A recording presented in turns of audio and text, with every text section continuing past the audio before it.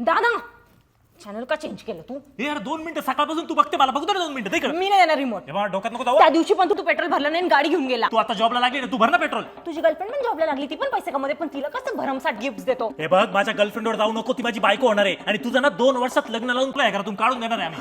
काढून दे पप्पा. आज सांग पप्पांना, मी नाही घाबरत कोणाला. काय रे? अरे आता रक्षाबंधन आहे, कशाला भांडू राहिले तुम्ही?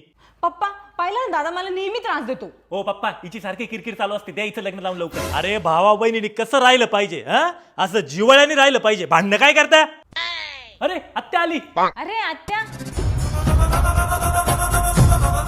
अरे चा बाई बरी झाली, आली. बस बस बस. काही नाही भाऊ, आले तुला भेटायला.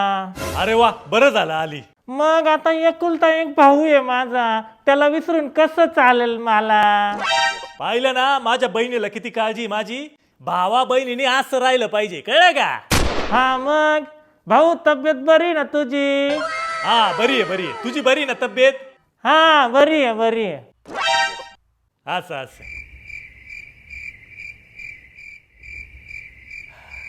भाऊ, ती माळावरची जमीन विकली ना रे तू? हा का बरं? मग माझ्या हिस्स्याचे पैसे कधी देतो मला? तुझा काय संबंध? माझ्या बापाची जमीन आहे, तुझं तेव्हाच लग्न लावून दिलं होतं मी.